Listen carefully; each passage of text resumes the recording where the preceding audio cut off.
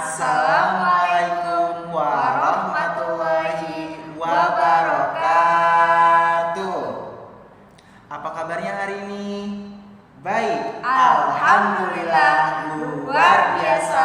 Allahu Akbar. Yes.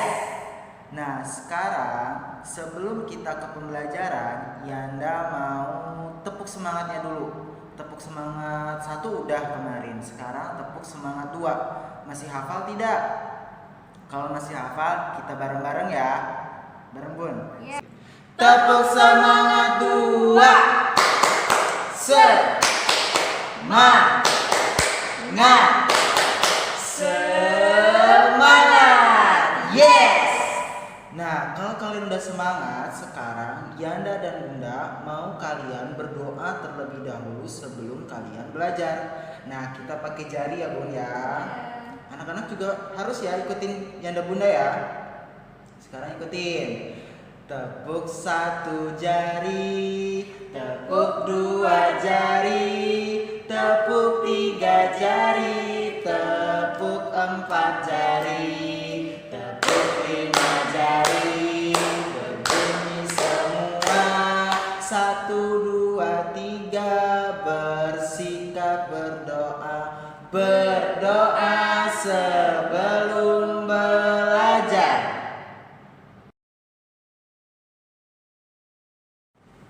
Baiklah, kalau kalian sudah berdoa, sekarang kalian siapkan buku siswanya. Udah disiapkan? Nah, kalau sudah disiapkan, kita buka halaman 43 pelajaran kelima. Nah, di sini ada sebuah singkat cerita ya, di sini ya. Bunda terlebih dahulu akan membacanya ya. Pada hari Minggu, Ali beserta keluarga pergi ke rumah kakek. Rumah kakek berada di desa. Di dekat sawah kakek terdapat sungai. Nah, Ali memiliki teman-teman di lingkungan rumah kakek ya. Ali bertemu dengan teman-temannya. Ali dan teman-temannya bermain di sungai. Mereka bermain kucing dan tikus. Sudah kalian juga membacanya? Nah, kalian pernah berlibur ke rumah kakek? Ya, pasti kalian pernah ya berliburan ke rumah kakek atau nenek kalian di desa atau di kota gitu ya. Kalau kalian pernah berkunjung ke rumah kakek kalian di desa atau di kota, nah kalau di desa terdapat apa saja kah di sana? Mungkin ada banyak sawah, ada banyak apalagi sungai ya, pepohonan yang masih rindang, yaitu ya. Kalau misalkan di kota mungkin ada banyak gedung-gedung ya. Terus apalagi? Gedung-gedung terus apalagi dong? Ya, apa perbedaannya kota sama desa itu tersebut? Kalau di desa itu mungkin lebih nyaman ya, lebih rindang atau lebih adem gitu ya. Kalau di kota mungkin agak sedikit panas gitu ya. Mana yang kalian nyaman di desa atau di kota kah? Lanjut ya.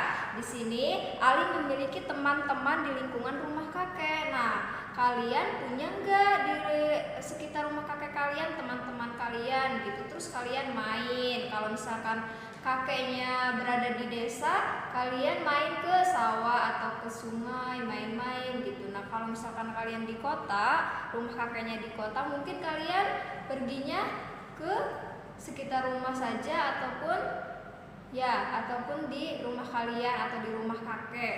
Bukan di rumah kalian ya, tapi di rumah kakek karena kalian berkunjung di rumah kakek. Sekarang tadi kan sudah membaca cerita pendek atau singkat yang ada di buku siswa kalian. Nah, sekarang kalian ambil buku MBP-nya dan buka halaman 12. Nah, di situ sekarang pergantian ya. Sekarang yang menjelaskannya Yanda Hendri. Nah, sekarang Yanda akan menjelaskan tentang dongeng. Nah, dongeng itu adalah bentuk sastra lama. Jadi bentuk karya sastra lama yang menceritakan suatu hal yang fiksi atau tidak nyata, atau hayalan, atau imajinasi. Nah, dongeng sendiri itu artinya adalah cerita tradisional yang diceritakan secara turun-temurun. Ya, jadi dongeng itu adalah cerita tradisional yang diceritakan secara turun-menurun. Nah, dongeng ini berfungsi untuk mengajarkan kita tentang nilai-nilai moral sekaligus sebagai hiburan. Nah, di sini ciri-ciri dongeng yaitu adalah yang pertama, alur ceritanya atau ceritanya itu sangat sekali sederhana, tidak ribet, tidak berpikir panjang, ya. Terus yang kedua, ceritanya itu singkat dan cepat. Yang ketiga, itu peristiwanya dalam dongeng itu bersifat fiktif atau hayalan atau imajinasi dari si pengarang tersebut. Terus yang keempat, itu ditulis dengan gaya bahasa lisan. Jadi dengan gaya bahasa sehari-hari yang kita sering dengar. Terus yang kelima adalah menekankan pada bagian isi atau peristiwa tersebut. Nah, dongeng tersebut ada berbagai jenisnya. Ada 4 jenis dongeng. Yang pertama itu adalah fabel. Yang kedua adalah legenda. Yang ketiga adalah mite. Yang keempat adalah sage. Jadi ada 4. Tadi yang pertama apa? Fabel, legenda, mite, dan sage. Ada 4. Yanda jelasin yang fabel dulu. Fabel itu adalah jenis dongeng yang tokoh utamanya adalah hewan yang memiliki perilaku seperti manusia. Yang kedua ada legenda.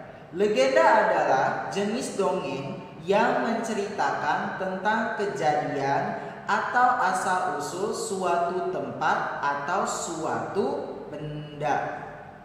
Yang ketiga ada mite. Mite adalah jenis dongeng yang menceritakan tentang dewa, peri, dan hal-hal gaib lainnya atau biasa disebut dengan mitos. Yang keempat ada sage. Nah, sage adalah jenis dongeng yang menceritakan tentang kepahlawanan, keperkasaan, dan kesaktian seseorang.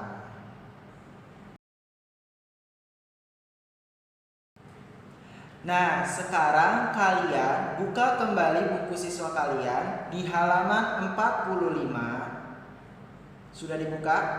Nah, kalau sudah dibuka, di situ ada dongeng yang jenisnya fabel. Tadi fabel itu apa? Ya, benar. Fabel adalah jenis dongeng yang tokoh utamanya adalah hewan yang memiliki perilaku seperti manusia. Nah, di sini di halaman 45 ada dongeng fabel yang berjudul Bebek Selalu Hidup Rukun. Di situ ada teks ceritanya, tapi Yanda punya videonya. Jadi kalian simak videonya dan kalian baca juga ceritanya. Kita saksikan bersama-sama ya.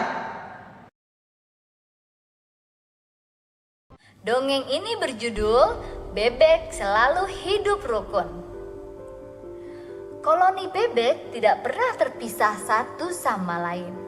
Mereka pergi bersama-sama sepanjang hari dengan mengikuti satu pemimpin. Mereka terkenal sebagai makhluk yang paling rukun.